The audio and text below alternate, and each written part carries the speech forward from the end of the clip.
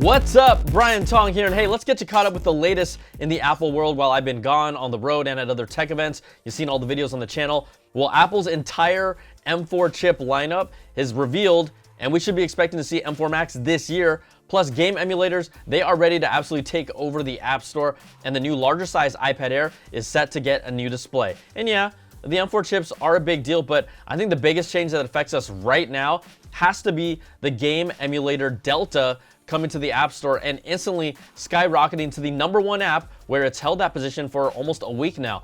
Now, this all started when Apple updated its App Store's guidelines to comply with an anti-steering mandate by the European Commission that enabled music streaming apps like Spotify to allow people to go outside of the app for alternative purchasing options. Now, this is only permitted in the European economic areas, but in addition to that change, Apple added game emulators to now be allowed on the App Store, which enable you to play retro console games directly on your iPhone or iPad. And Delta is the app that does just that. It's absolutely free, and I don't care who you are, you should be getting on this right now. So what is Delta? Well, Delta is a game emulator that supports games from systems including the NES, Super NES, N64, Nintendo DS, Game Boy, and Game Boy Advance. You download the app first, and then you'll need to download ROMs, which are digital copies of retro games. Now, there are plenty of sites to go to where you can download them for free, so I'm just gonna show you how to do it. So check out one of my favorite ROM sites. It's called ROMspedia. And from there, you can search for games by system, but Delta is a Nintendo game emulator, so let's focus on those. So I'm gonna go to the N64 section. And let's go for a classic. You see a bunch of them. Well, here, Mario Kart 64. So I click download, and then it's going to take a few moments to download to my Mac. Once it's done, then I go to my downloads folder, find the zip file. I'm going to double click it to expand it, and then I need to share the file to my iPhone via AirDrop. It's then going to show up on my iPhone. I'll go to the icon in the bottom corner and choose Save to Files, and I've already created a folder called ROMs where I'm going to save it. Then I go into the Delta app, and I hit the plus sign at the top right hand corner, select Mario Kart because it's in my files, and hit open. Then I'm going to tap on Mario Kart 64, which has been added to the Delta app, and it launches the game for me. And the game runs just like you remembered. You can play it vertically with the controls on screen, kind of like the old school Game Boy Advance, or you can turn it sideways to play it in landscape mode with the controls on the side and a larger screen for gameplay. Now, back in the day, I was a Sega guy, so I could really only play Nintendo games at a friend's house, but hey, not anymore. It's all here. So the app supports game controllers, cheats, save states, backups, syncing, and more. I mean, this is a really polished app. The app is free, there are no ads, and it doesn't collect any personal information.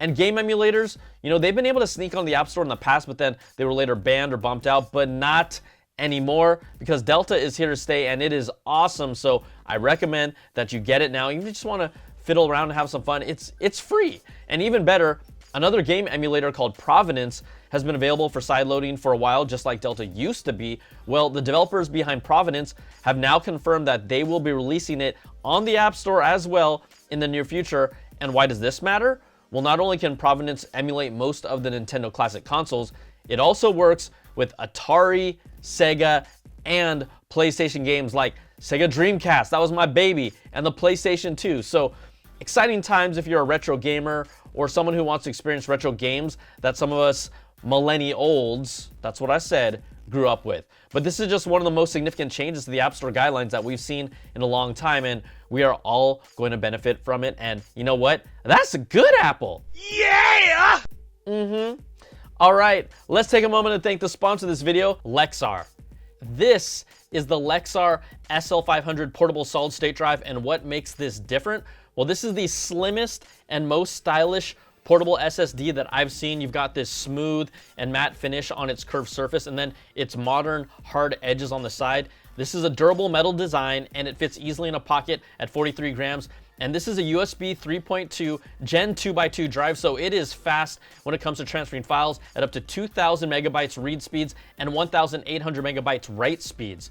Now, it's compatible with all the devices that you can think of, like laptops, cameras, and game consoles. And it also includes Lexar's Data Shield 256-bit AES encryption software to protect your files. Now, it's available in a 2 terabyte capacity right now, and they will have a 4 terabyte option later this year. What's also cool is that this drive can be used to record Apple ProRes files directly to the Lexar SL500 with an iPhone 15 Pro using a direct USB-C connection. Now, this ProRes feature requires write speeds of 220 megabytes per second, and the SL500 has 1,800, so this is great for content creation as well. So to get more info, check out the link in the description for Lexar's SL500 portable SSD.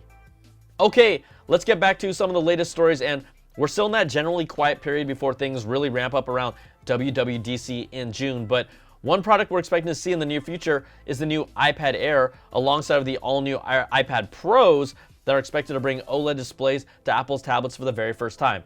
Well, don't sleep, actually never sleep on the iPad Air, because the latest report from display analyst Ross Young says the new rumored larger 12.9-inch iPad Air will be equipped with a mini LED display similar to the one found in the current iPad Pro.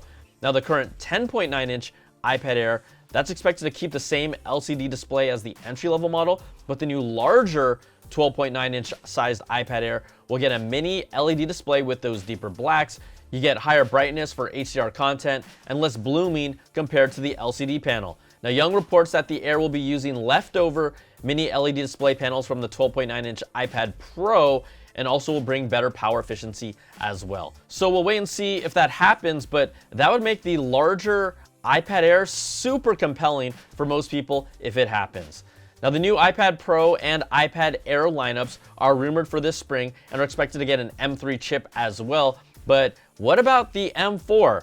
Bloomberg's Mark Gurman's recent report on Apple's M4 chip claims that it will have new artificial intelligence capabilities, and the launch of M4 will focus on AI.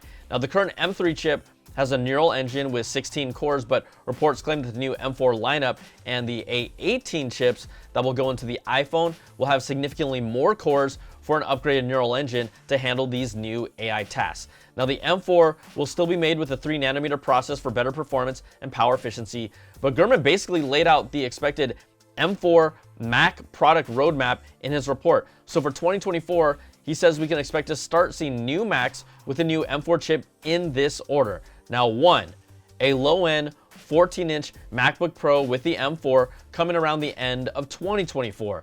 Next up, a 24-inch iMac with the M4 also expected around the end of the year. Then we get new 14-inch and 16-inch high-end MacBook Pros with M4 Pro and M4 Max chips due between the end of 2024 and early 2025. After that, a Mac Mini in both M4 and M4 Pro configurations coming between the end of 2024 and early 2025. Then we're going to turn the page to next year and a new 13-inch and 15-inch MacBook Airs slated for sometime around spring in 2025. Then you get a Mac Studio with a high-end M4 chip coming around the middle of 2025 and a Mac Pro with an M4 Ultra chip due in the second half of 2025. So that's all the Macs basically laid out for you from Gurman. Now, he also reports that Apple has tested an M3 Ultra chip internally, but it's all but assured that at least some of Apple's high-end desktops will skip the M3 chip series and go straight to the M4 chipset with the emphasis on its artificial intelligence capabilities. And that's why I'm so curious to really see what Apple unveils at WWDC as they show us what their plan and vision is for AI on Apple's platforms. Now, if you're like me, you travel a lot or you have been traveling, Apple's new Airplay feature to connect easily to hotel rooms that they showed off at WWDC 23 last year is now rolling out, and it starts with select IHG hotel and resorts in the US, Canada, and Mexico. So if you stay at places like the Holiday Inn, Kimpton, Hotel Indigo, Candlewood Suites, Crown Plaza, and many others, you're going to be able to scan a unique QR code on your hotel TV in your room and be able to AirPlay to that TV and also be automatically connected to the hotel's Wi-Fi network. You can also use AirPlay to play Apple Arcade games on that hotel TV or for Apple Fitness Plus workouts on the go. But this is the first time Apple devices have been able to do something like this, and we know Android devices have been for a while, so it's nice to see Apple get on board. And You might not care about the NBA playoffs this year, but there's still some tech that was leaked. The Los Angeles Lakers' LeBron James was spotted with what appears to be a new unreleased version of the Pill speaker from the Apple Beats brand. Now, the Pill Plus was the last that we saw, but this one has a lanyard connector that didn't exist on any previous models of the Pill speaker. So it could be making a comeback with a USB-C port and hopefully improve sound being some of the new features. And you might not remember, but it was also King James that was the first to wear unreleased Beats Studio buds about 3 years ago. So this is not the first time he's done this. All right, that's gonna do it for this video. If you like what you see, give me that thumbs up, subs up, and hit that notification bell, ding, to get all my latest videos when they drop. And if you want more of that Apple goodness, you can check out my weekly Apple Bits XL audio podcast with the latest stories and special guests. Thanks so much for watching, take care, and I will see you all in the next video. Peace and love.